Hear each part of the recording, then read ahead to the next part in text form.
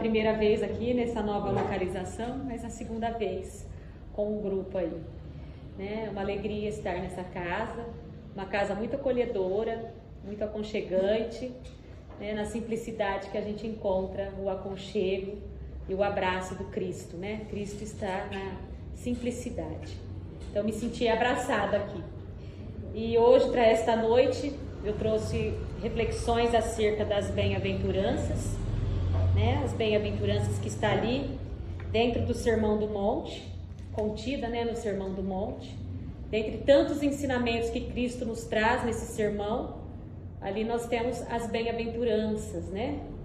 Bem-aventuranças que precisamos refletir, analisar e compreender os ensinamentos deixados pelo nosso mestre, guia e modelo. Que tudo aquilo que Cristo deixou, pronunciou, exemplificou, é preciso, né, que a gente reflita, olhando sempre com os olhos do Espírito, com os olhos da alma, porque Jesus falou ao Espírito, né? E muitas das lições, se a gente levar apenas ao pé da letra, ficam incompreendidas, porque Cristo falou para o futuro, né? Ele falou para que pudéssemos hoje, com a terceira revelação, que é a verdade, junto ao Espiritismo, pudéssemos refletir e trazermos essas reflexões para a nossa intimidade na busca da nossa reforma íntima e espiritual. E assim foi, né? Com as bem-aventuranças, e nas bem-aventuranças nós podemos considerá-la como a plataforma do Cristo, né?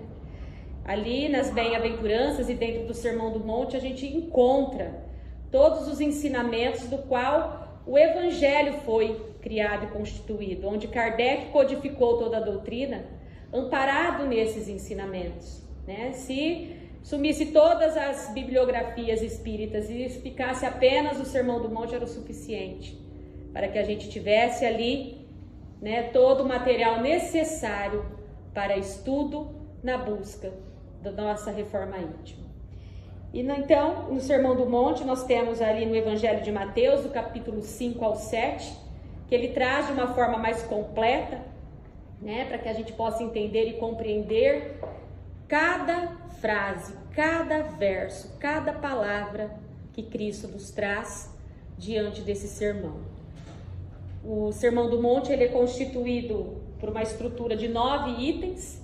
Os 7 primeiros, Cristo nos fala a respeito das virtudes, das quais nós temos que buscar, construir e trazer para a nossa intimidade. As os 2 últimos itens são os itens de alerta, né?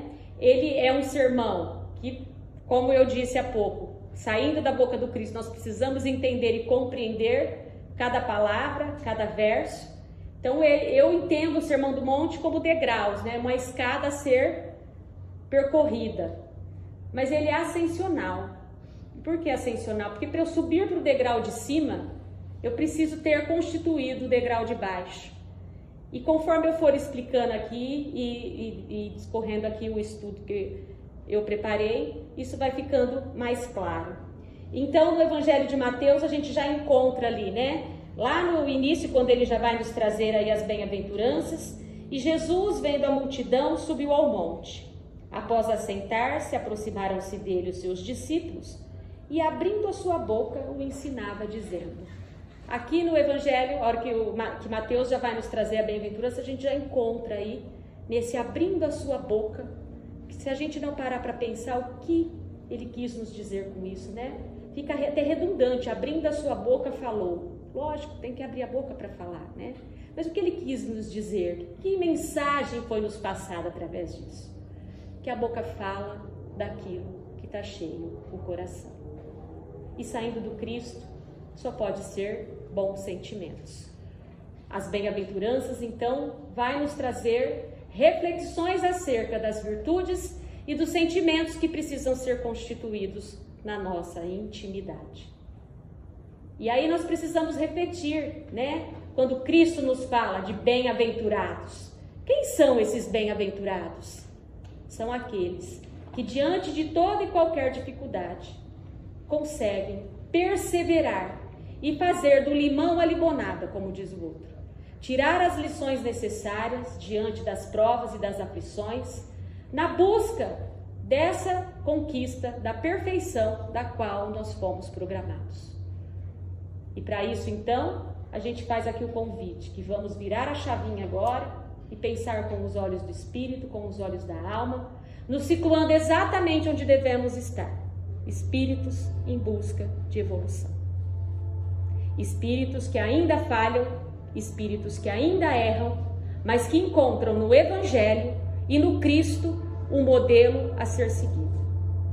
E as bem-aventuranças nos traz aí uma série de referências do que nós precisamos fazer, do que nós precisamos ser para chegarmos, para sairmos da primeira bem-aventurança e chegarmos lá na sétima bem-aventurança, que é a última que vai falar das virtudes, que é onde nós nos tornaremos os verdadeiros pacificadores, que nos tornaremos então os verdadeiros espíritos evoluídos que trarão ao mundo a paz e o amor. A primeira bem-aventurança, então, nessa escala de virtudes ascensional, nós temos: bem-aventurados os pobres em espíritos, porque dele é o reino dos céus. E o que o Cristo quis dizer com bem-aventurados os pobres de espíritos? Pensando com os olhos da alma, pensando com os olhos do espírito, os pobres de espírito são aqueles que trazem em si a humildade. E ela é a porta de entrada para as bem-aventuranças, porque só um espírito humilde é capaz de deixar de lado o egoísmo e o orgulho e se abrir para novos conhecimentos na busca dessa reforma íntima. Só um espírito humilde é capaz de se autoconhecer e se reconhecer, com pior que sejam as suas falhas, arregaçar as mangas e buscar a perfeição. Só um espírito humilde é capaz de subir os degraus seguintes na busca dessa evolução. Então a humildade é a nossa porta de entrada, porque aquele que consegue trazer para si essa humildade é porque ele já abriu mão do orgulho, da vaidade e do egoísmo. Já saiu da prisão de si mesmo, das coisas que beneficiam a si mesmo, para ter um olhar daquilo que está à sua volta. É se libertar, daquilo que o Evangelho nos traz como a chaga, que é o nosso egoísmo. E o egoísmo nada mais é do que estarmos presos ao nosso próprio ego, aos nossos próprios interesses, ao nosso orgulho, à nossa vaidade. Por isso que nos trava. Porque aquele que ainda está preso ao egoísmo, ele olha apenas para si mesmo e no máximo ao seu redor. E a gente só vai evoluir, só vai ascender na senda evolutiva, só vai dar o passo à frente quando descobrirmos e de fato praticarmos que nós nos devemos uns aos outros. Que nós precisamos da convivência e exercer o amor ao próximo para que possamos evoluir. Quando Cristo nos ensina a amar ao próximo como a si mesmo, Ele nos dá o grande ensinamento para essa abertura de porta da humildade. Porque primeiro Ele nos ensina que nós precisamos amar ao outro como a nós mesmos. E muitas vezes nós temos um desamor conosco mesmo quando nós deixamos habitar na nossa intimidade sentimentos de mágoa, de ódio, de orgulho, de raiva, de desejo de vingança. Porque onde está isso? Dentro de mim. Quem está sentindo isso? Eu mesmo. E aí é uma falta de amor com o meu espírito e comigo mesmo. E por isso, a grande sabedoria do Cristo, quando Ele nos pede para amar o próximo como a nós mesmos. Porque aquilo que a gente deseja para o próximo brota em nós, sai de dentro de nós. E aí o grande exercício, para que a gente consiga atingir essa humildade, nos exercitar. Todas as vezes que sentirmos coisas que não vêm de Jesus e pensarmos coisas que não nos levam a lugares bons, é a hora de virar a chave. Por isso o exercício de virar a chave a todo momento. Porque todas as vezes que a gente se encontra preso aos olhos da carne, a gente está mais preso ao orgulho e ao egoísmo, que são as coisas rasteiras e da terra. Se viu numa situação difícil, vira a chave, pensa como espírito. Pensa o que Jesus falaria para você. Pensa o que Jesus faria no seu lugar. Pensa o que seu anjo da guarda espera de você naquele momento. E as respostas vêm, mas para isso precisamos ser humildes. Porque senão a gente não aceita. Não aceita nem que errou. Do que dirá pedir esse tipo de ajuda. né? Então a humildade é a porta de entrada para que a gente possa se bem-aventurar nas aflições que a vida nos traz. E não escaparemos das aflições. Estamos num mundo de provas e expiações. Estamos num mundo em que seremos testados pelas aflições. Aliás, é por elas que nós nos reconhecemos. É diante da prova, é diante do momento difícil, que a gente demonstra exatamente onde estão os nossos defeitos. Porque quando está tudo bem, nem de agradecer às vezes a gente lembra. Mas na hora da prova, nos momentos difíceis, é como se a gente tivesse um buraco à nossa frente. Nós temos que pensar como eu vou atravessar esse buraco. E é no momento em que a gente se conecta mais com Deus, com a nossa fé, com a espiritualidade, conosco mesmo, nos autoconhecendo e nos reconhecendo, para que possamos tomar as melhores decisões diante daquele obstáculo que temos que ultrapassar. A segunda bem-aventurança que ele nos traz: bem-aventurados os aflitos ou que choram, porque serão consolados. Bem-aventurados os aflitos, né? Aflitos, como estava dizendo ainda há pouco, todos nós somos, porque passamos por aflições. Mas bem-aventurar-se diante delas, dessas aflições, é o que Cristo espera de nós. E para isso, nós precisamos ter um coração resignado, olhar as situações com resignação. Porque se diante de um problema, eu só murmurar, eu só reclamar, eu vou fazer daquele problema muito maior do que ele é. E tudo aquilo que está a acontecer na minha vida, por aflição, coisas que estão me acontecendo que não estão bacanas, são sementes que em algum momento foram lançadas. Então é a justiça de Deus agindo. Ah, mas eu não fiz nada nessa vida, eu faço tantas coisas boas, mas nós não temos ideia do que nós já fizemos lá para trás. E dentro do capítulo 5, que fala exatamente sobre bem-aventurados os aflitos, ele nos traz uma série de reflexões a esse respeito, de aflições passadas e aflições causadas no presente. Tudo fruto do nosso livre-arbítrio. Porque Deus, que é misericordioso, justo, Ele nos dá a oportunidade de ser livres e semear o que quisermos. Mas teremos que colher aquilo que plantarmos. Então, para nos bem-aventurar diante das aflições da vida, precisamos que diante das provas tiremos as maiores e melhores lições que pudermos. Não é o tamanho do problema que nos faz forte, mas a maneira como a gente reage diante deles. Como a gente reage diante de um problema? Quais lições eu sou capaz de tirar de algum problema que eu estou passando? Porque esse problema teve uma causa. E se ele teve uma causa, é porque eu preciso aprender algo. E se eu preciso aprender algo, eu preciso tirar as lições que ele pode me trazer. Então, reclamar, murmurar, falar por que comigo? Olha, por que comigo? É algo que só pode vir de um coração que ainda não entendeu a humildade, que nem passou lá do primeiro degrau das bem-aventuranças. Porque quando você fala por que comigo, você está desejando que aquilo de ruim que você está passando fosse para outro. E aí não demonstra nem um pingo de resignação, nem um pouco de bem-aventurança diante da aflição. Ai, parece que espírita gosta de sofrer. Não, ninguém gosta de sofrer. O espiritismo apenas nos dá a oportunidade de entender o porquê nós passamos pelo sofrimento. Então não é que a gente gosta de sofrer, a gente sofre com gosto, é diferente. E o que é sofrer com gosto? É saber aproveitar as lições para não tornar esse problema ainda maior. Para não tornar esse martírio ainda maior. Para que a gente não fique aí no ranger de dentes. Porque aí haverá prantos e ranger de dentes. Se a gente não souber se portar e se resignar diante das provas da vida. Mas só conseguirá encontrar essa bem-aventurança diante da aflição e resignar o seu coração se você tiver aproveitado o primeiro degrau e encontrado a humildade. Pois só assim você conseguirá ter um coração resignado e encontrar nas aflições da vida as lições necessárias. E aí a terceira bem-aventurança: bem-aventurados os pacíficos, porque eles herdarão a terra. Só um coração humilde, só um coração resignado é capaz de ser um coração pacífico. E veja bem, a terceira bem-aventurança: bem-aventurados os pacíficos. E lá na última bem-aventurança, que vai tratar das virtudes, bem-aventurados os pacificadores. Então há uma diferença em ser pacífico e ser pacificador. Né? Um coração pacífico, um ser pacífico, aquele que é bem-aventurado e pacífico, advém de um coração humilde e resignado.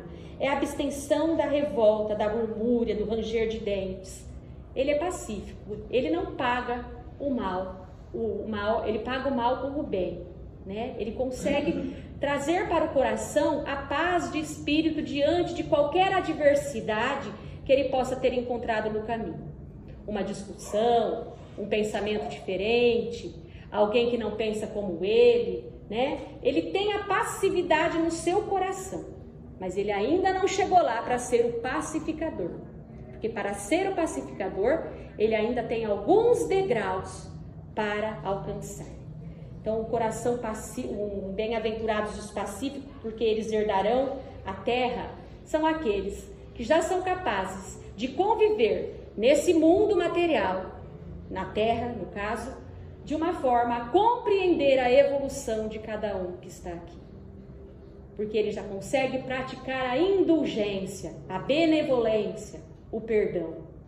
Porque ele compreende que aqueles que estão à sua volta nem sempre pensarão como ele, nem sempre agirá como ele, mas ele não faz disso algo para julgar, para condenar.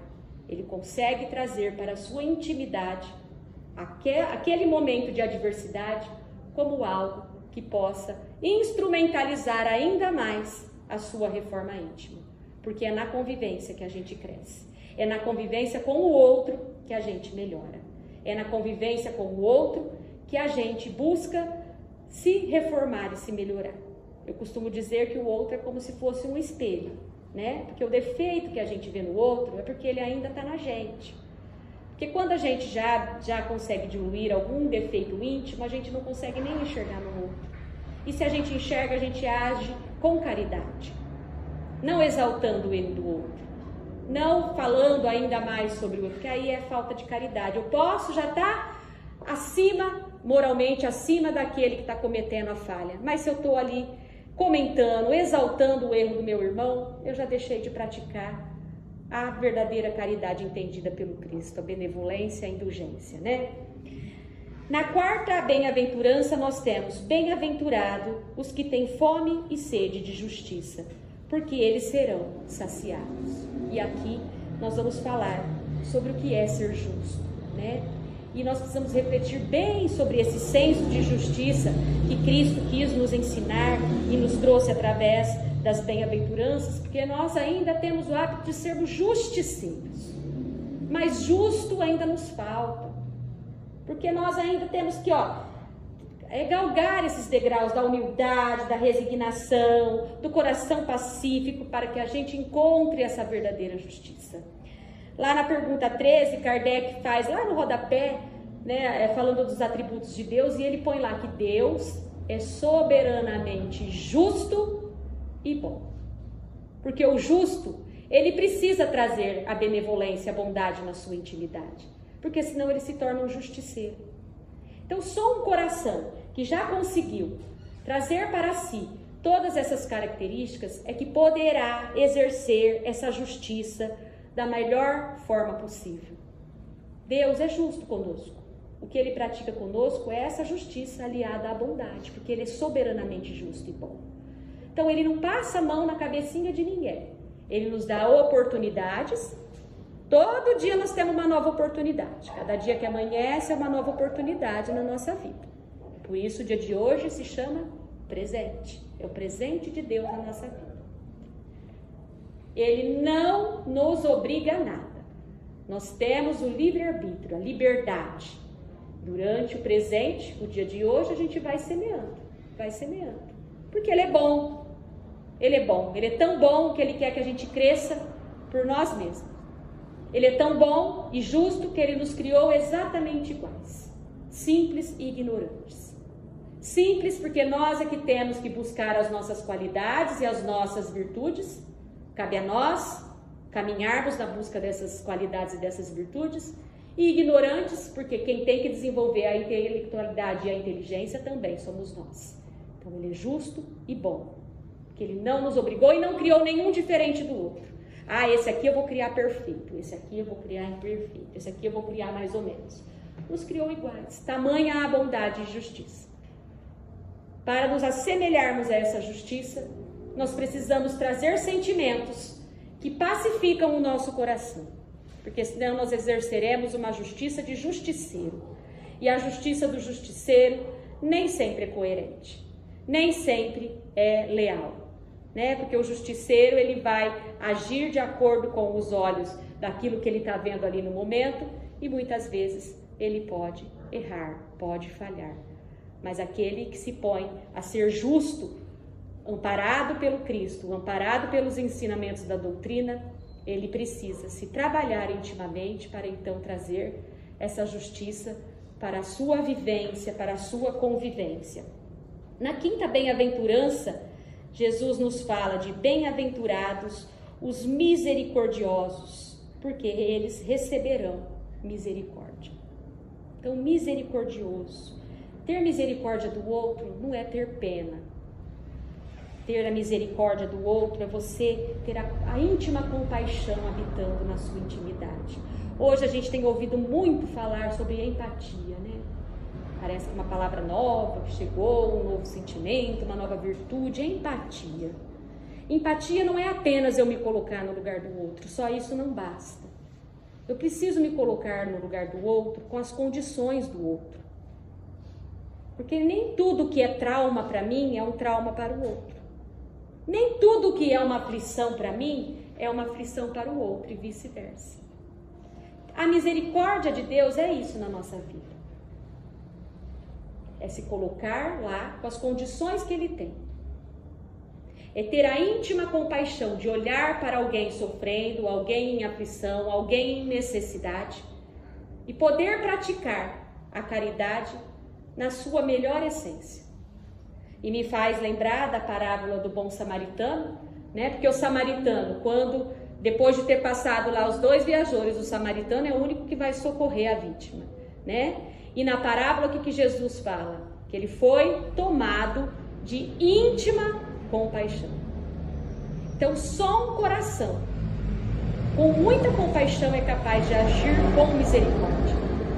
Somente um coração que traz na sua intimidade toda essa compaixão é capaz de agir com misericórdia. E o samaritano fez o quê? Agiu com toda a misericórdia.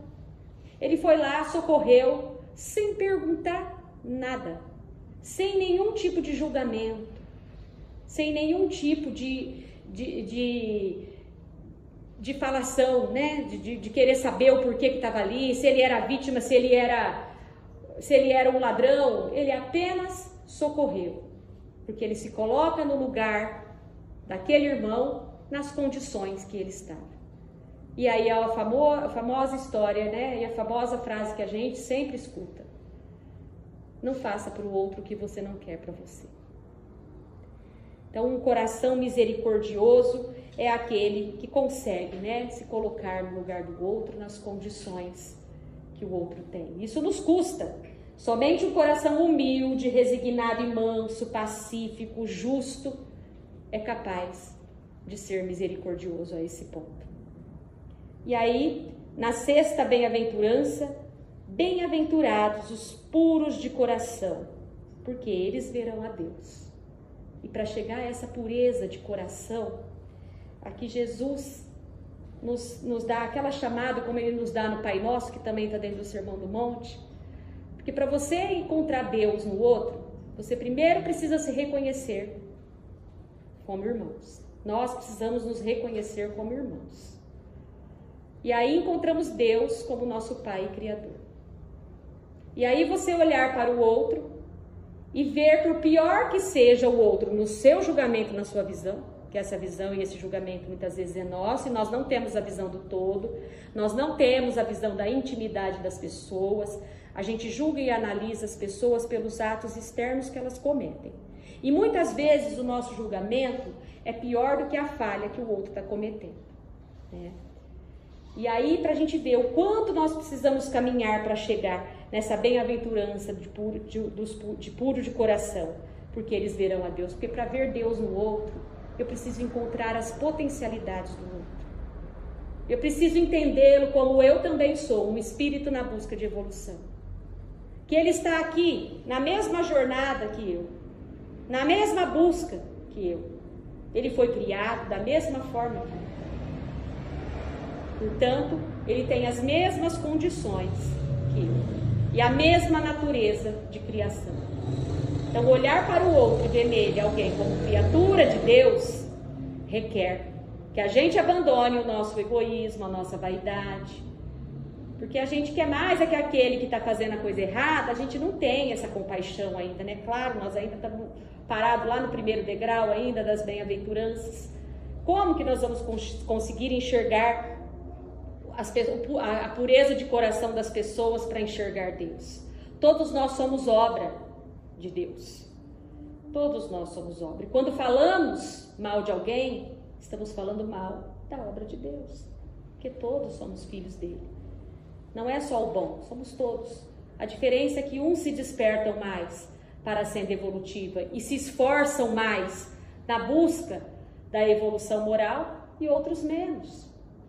Mas nós precisamos ter esse olhar de, ou pelo menos orar por aqueles que ainda estão em erro, para quem sabe a luz do arrependimento acenda o coração daquele irmão que está em erro, porque só o arrependimento é que o fará despertar para as mudanças. O nosso julgamento, o nosso apontamento de dedo para o erro dos outros não favorece em nada. Pelo contrário, ele já está muitas vezes mergulhado numa vibração muito inferior. E o nosso julgamento só potencializa aquilo. Mas quando a gente passa a exercitar a disciplina do Cristo, os ensinamentos do Cristo, ainda que com muito esforço a gente exercita isso, nós vamos começando, né, a acender essas luzes.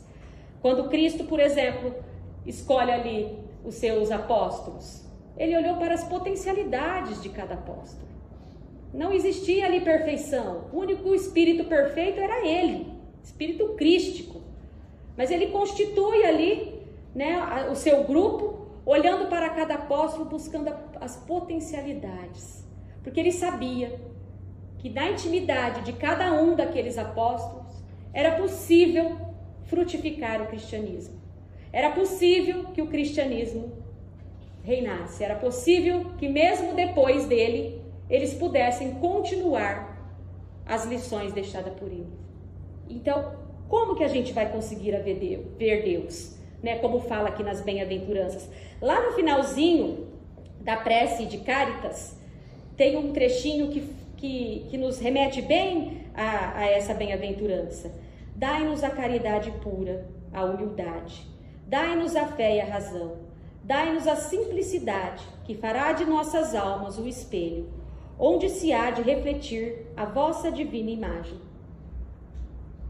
Porque só depois que conseguirmos galgar todos esses degraus, é que conseguiremos nos aproximar dos atributos que definem que é Deus.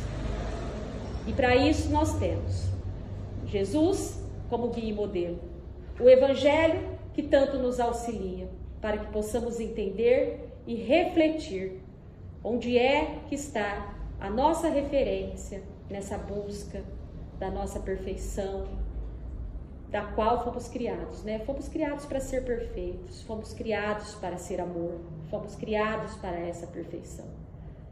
Mas temos que arregaçar as mangas e ir em busca, né? Na 7ª bem-aventurança, que é a última que ele vai nos falar sobre virtudes, ele nos traz: bem-aventurados os pacificadores, porque eles serão chamados filhos de Deus. E por que ele deixa por último? Porque aquele que se tornou pacificador é aquele que já conseguiu se reformar intimamente. E depois, nas 2 últimas bem-aventuranças que ele vai nos trazer o alerta, ele vai nos falar das perseguições, né, das perseguições que ele já previa para os discípulos, para os apóstolos do qual ele estava falando, mas que hoje nós, enquanto cristãos, não temos mais que traçar as guerras que foram traçadas lá para trás em nome do cristianismo. Hoje a nossa guerra está na nossa intimidade, conosco mesmo, né? É conosco mesmo. Bem-aventurados os pacificadores, porque eles serão chamados filhos de Deus, né? E aí a diferença do pacífico para o pacificador. O pacificador é aquele que age, né, em forma da passividade, que busca pregar a paz onde quer que ele esteja. Ele é o pacificador porque a própria ação dele já está imbuída de todas essas bem-aventuranças que nós falamos até agora, e o próprio exemplo daquele que é pacificador já fala por si só. O maior pacificador que nós tivemos na terra, Jesus, que passou por tudo o que passou e conseguiu deixar as melhores lições, todas embasadas no amor. Não deixou que o sofrimento, não deixou que a revolta, não deixou que nada do que ele passou ficasse mais evidente do que a mensagem que ele tinha para nos trazer, que foi o amor. Mas para chegar a esse coração pacificador e ser chamados filhos de Deus, nós precisamos percorrer os passos do Cristo. Quem é o Filho de Deus que a gente conhece primeiramente? Jesus. Somos também filhos? Somos. Mas quem é o modelo de Filho de Deus que nós temos? Jesus. O que nós temos que perseguir, percorrer então? As estradas de Jesus, os caminhos de Jesus, os ensinamentos de Jesus. Então as bem-aventuranças nos traz aí algumas referências, né, do que nós precisamos fazer para trazermos para nós mesmos essa perfeição da qual nós fomos criados. E aí, na 8ª bem-aventurança, ele nos traz: bem-aventurados os perseguidores por causa da justiça, porque deles é o reino dos céus. E na 9ª, bem-aventurados sois vós, quando vos injuriarem e perseguirem, e disserem todo mal contra vós por causa de mim. Alegrai-vos e regozijai-vos, porque é grande a vossa recompensa nos céus. Pois assim perseguiram os profetas anteriores a vós. E aqui são aqueles que são perseguidos em nome do Cristo. E para ser perseguido em nome do Cristo, você tem que ser muito bom. A gente sofre perseguições, mas sofre perseguições por vaidade, por orgulho, por coisas rasteiras. Ser perseguido em nome do Cristo é sinal que você exemplifica o Cristo, que as suas ações e as suas atitudes remetem ao Cristo. E é isso que está nos faltando, né? A gente fala de Jesus, a gente entende Jesus, a gente lê sobre Jesus, mas precisamos agir como Jesus, para chegarmos aqui a ser perseguidos em nome do Cristo. Nossa, que delícia ser perseguido em nome do Cristo, né? Porque é sinal de que nós estaremos já no topo, que estaremos no último degrau da bem-aventurança. Isso me faz lembrar de uma historinha de uma senhora que procura o Chico e fala para ele: Chico, eu descobri o que eu fui em uma das minhas encarnações. E ele: minha senhora, eu fui uma das pessoas que foram devoradas pelos leões nos circos na antiguidade. Ah, Chico, você também deve saber, né, o que você foi. Aí ele responde: saber, eu não sei. Mas eu imagino que eu devo ter sido a pulga do leão que te devorou.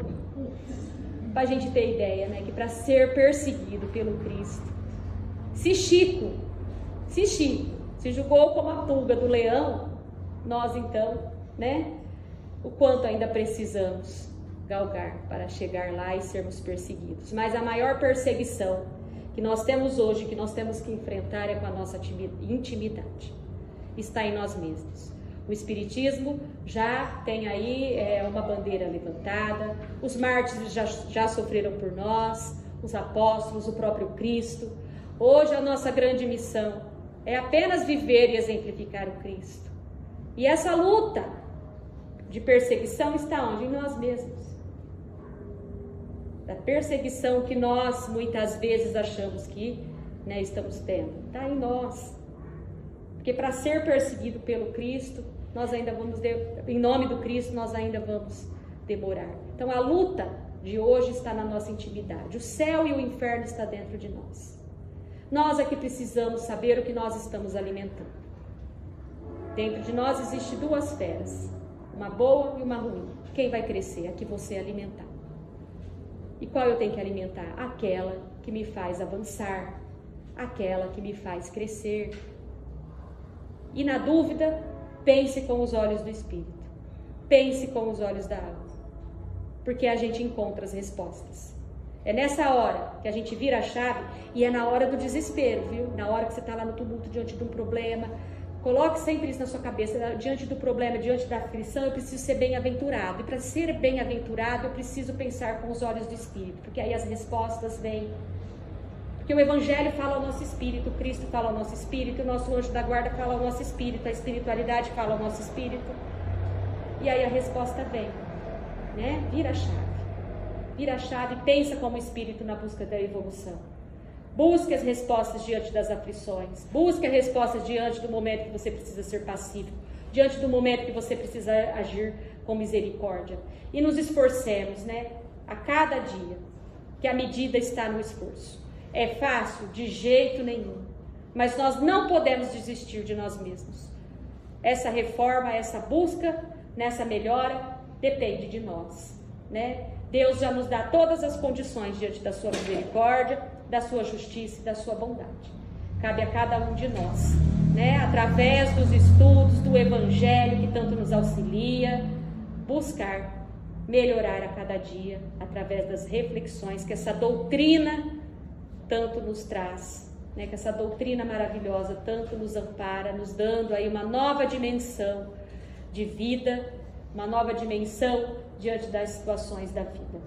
Espero ter contribuído aí um pouquinho nesta noite, trazendo aí um alento aos nossos corações, que possamos cada vez mais viver e praticar o Cristo em todos os momentos da nossa vida, né? Do amanhecer ao anoitecer. Não só dentro dos templos religiosos e das casas espíritas, mas em todos os momentos. É isso que Cristo espera, que a gente se bem-aventure, que a gente persevere diante dos nossos defeitos, diante das nossas imperfeições, para que a gente possa encontrar essa bem-aventurança em todos os momentos. Que Jesus abençoe a todos, viu?